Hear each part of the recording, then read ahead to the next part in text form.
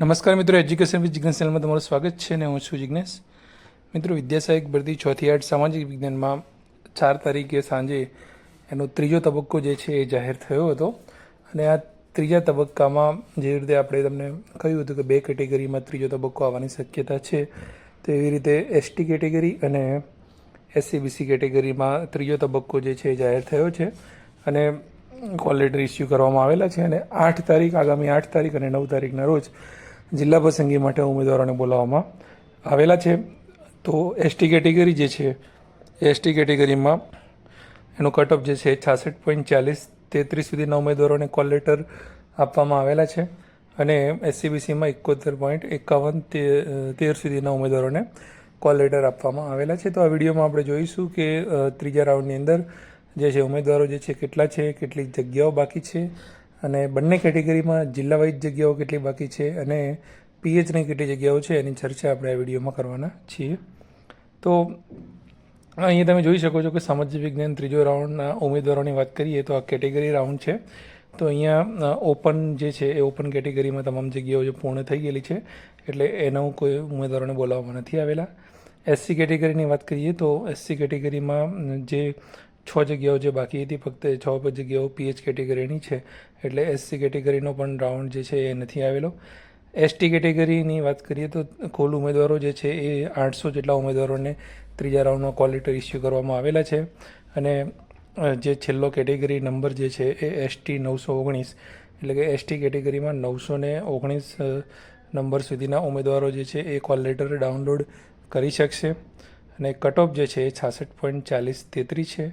અને બાકી જગ્યાની વાત કરીએ તો 496 જગ્યા બાકી છે અને સામે તમે જોઈ શકો છો કે 800 જેટલા ઉમેદવારો જે છે એમને બોલાવેલા છે. એટલે એ લોકોની ઈચ્છા એવી જ છે કે હવે આ ત્રીજો તબક્કો છે તો ત્રીજા તબક્કાની અંદર અંતિમ બધું પૂરું થઈ જાય એટલે વધારે ઉમેદવારોને બોલાવેલા છે. એસટી કેટેગરીમાં પણ તો આ જે 496 જગ્યા જે છે મોટાભાગની પીએચ સિવાયની જેટલી પણ જગ્યા જે છે એ 9 તારીખ સુધીમાં એસએસનું તમામ કામ પૂર્ણ થઈ જાય એવી હવે શક્યતા દેખાઈ રહી છે કે હવે ચોથો તબક્કો જે છે એ બહાર પાડવું પડશે નહીં એવું હાલના તબક્કે લાગી રહ્યું છે.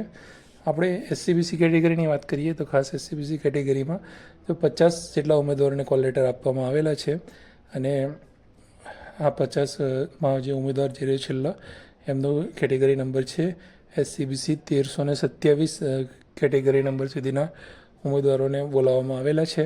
કટઓફ જે છે 71.51 છે અને બાકી જગ્યાની જે વાત કરીએ બાકી જગ્યા જે રહી એ 24 જગ્યા છે. પણ આ 24 જગ્યામાં પણ પીએચની જગ્યાઓ ઘણી બધી છે. એટલે કઈ છે આપણે આગળ હું તમને જણાવું છું. ટોટલ આપણે વાત કરીએ તો કુલ ઉમેદવારો 850 ત્રીજા તબક્કામાં બોલાવવામાં આવેલા છે બંને કેટેગરીના થઈને.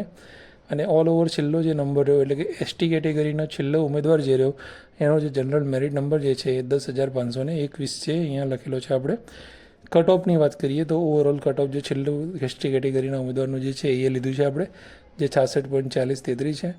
બાકી જગ્યા ઓવરઓલ જે બંને 496 + 24 મળીને થાય છે એ 528 જગ્યાઓ જે છે એસએસમાં બાકી છે. એટલે જેવી રીતે આપણે તમને વાત કરી કે આ જે અંતિમ તબક્કો જે છે એની અંદર સ્પષ્ટ બધું થઈ જશે કે કેટલી જગ્યાઓ સામાન્યમાં ભરાઈ છે અને કેટલી બાકી રહી છે. એટલે કે પીએચ સિવાયની તમામ જગ્યાઓ ભરાઈ જશે એવી સંપૂર્ણ અહીંયા શક્યતા જે છે એ દેખાઈ રહી છે. હવે હું તમને જિલ્લા વાઇઝ બતાવવાનો પ્રયત્ન કરીશ કે કયા જિલ્લામાં કેટલી જગ્યા ઉપલબ્ધ છે બંને કેટેગરીના ઉમેદવારો માટે. અને ખાસ કરીને એસટી કેટેગરીમાં વધારે જગ્યાઓ છે સારા એવા જિલ્લાઓમાં ઘણી એવી જગ્યાઓ છે તો એની પહેલાં આપણે વાત કરીશું, પછી આપણે એસસીબીસી કેટેગરીની વાત કરીશું. તો અહીંયા એસટી કેટેગરીમાં તમે જોઈ શકો છો કે ટોટલ જગ્યા જે છે એ 496 જેટલી જગ્યાઓ જે છે એ ખાલી છે. આના તબક્કે બહુ જગ્યાઓ ભરાઈ નથી. અને અમદાવાદની વાત કરીએ તો અમદાવાદ જિલ્લાની અંદર 14 જગ્યાઓ જે છે એ આવેલ છે ખાલી એમાં છે. વડોદરા જિલ્લાની વાત કરીએ તો વડોદરા જિલ્લામાં 61 જગ્યાઓ ખાલી છે. આણંદની વાત કરીએ તો આણંદમાં 37 જગ્યાઓ છે એસટી કેટેગરી માટે. ત્યાં બનાસકાંઠામાં 5 જગ્યા છે. મોરબીમાં 1 જગ્યા છે. વડોદરા નગરપાલિકાની વાત કરીએ તો વડોદરા નગરપાલિકા જે નગરની જગ્યા જે છે એ પણ 1 જગ્યા આવેલી ખાલી છે હાલમાં. પંચમહાલની વાત કરીએ તો પંચમહાલમાં 158 જગ્યાઓ ખાલી છે. દાહોદની અંદર 60 જગ્યાઓ ઉપલબ્ધ છે એસટી માટે. પાટણની અંદર 2 જગ્યા ઉપલબ્ધ છે, દ્વારકામાં 2 જગ્યા ઉપલબ્ધ છે, ભાવનગરમાં 4 જગ્યા ખાલી છે, અમરેલીમાં 1 જગ્યા ખાલી છે, ભરૂચની અંદર 81 જગ્યા ખાલી છે. મહીસાગરની વાત કરીએ તો મહીસાગરમાં જે છે એ 58 જગ્યાઓ છે. ભરૂચ નગરપાલિકાની વાત કરીએ તો 7 જગ્યા છે. અંકલેશ્વર જે છે અંકલેશ્વર એ પણ નગરપાલિકા વિસ્તારમાં આવે છે, એટલે કે એ નગર પ્રાથમિક શિક્ષણ સમિતિ એ પણ ત્યાં પણ છે. તો અંકલેશ્વરમાં પણ 3 જગ્યા ખાલી છે. અને છેલ્લે વાત કરીએ તો નડિયાદ નગરપાલિકા જે છે નડિયાદમાં પણ 1 જગ્યા ખાલી છે. અને જે અમે અમારી સ્કૂલ જે છે ત્યાં આગળ એટલે કે ત્યાં જ 1 જગ્યા હજુ 1 જગ્યા ભરાઈ નથી એસટી કેટેગરીની, તો એ પણ જગ્યા અહીંયા ખાલી છે, તમે જોઈ શકો છો.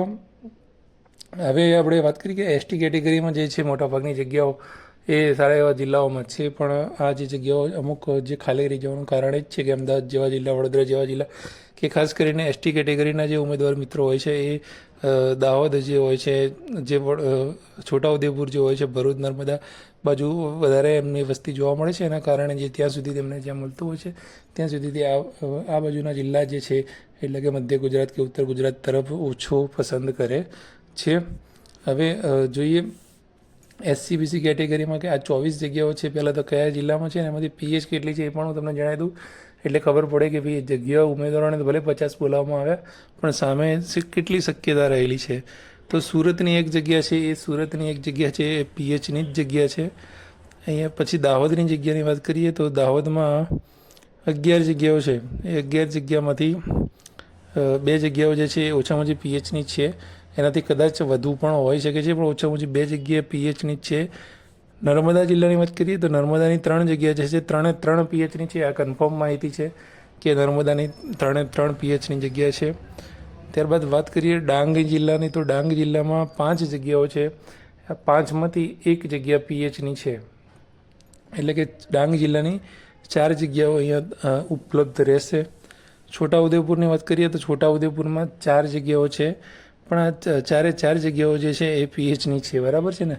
તો એસસી કેટેગરીમાં વાત કરીએ તો પીએચની જે છે એ 11 જગ્યાઓ જે છે એ ઓછામાં ઓછી છે, એનાથી ઓછી નહીં હોય. એનાથી કદાચ દાહોદના કારણે 1-2 કદાચ પીએચ વધી પણ શકે છે. ઓછામાં ઓછી 11 જગ્યાઓ પીએચની છે. અને ચોખ્ખી ખાલી જગ્યા વાત કરીએ તો 13 જગ્યા, એટલે કે 10થી લઈને 13 જગ્યા સામાન્ય ઉમેદવારો એસસી બીસીની અંદર તમને ઉપલબ્ધ જગ્યાઓ રહેશે. બાકી વધારે જગ્યાઓ જે છે એ ખાલી નથી. ભલે 24 દેખાય, 24 આંકડો, પણ એ 24નો આંકડો છે એટલો ખાલી છે નહીં. આ પ્રમાણે જગ્યા તમને ઉપલબ્ધ રહેશે. તો આવતીકાલે જે છે તો ભાષાનો રાઉન્ડ પાછું બીજું 2nd રાઉન્ડ છે. તો એમાં ઉમેદવારોને પણ શુભેચ્છા છે. અને સામાજિક જ્ઞાનનો વિડીયો સારો લાગ્યો તો લાઇક જરૂરથી કરજો, કોમેન્ટ જરૂરથી કરજો, કોઈ પ્રશ્ન હોય તો, અને શેર કરવાનું ભૂલતા નહીં. જય હિન્દ, જય ભારત, થેન્ક યુ.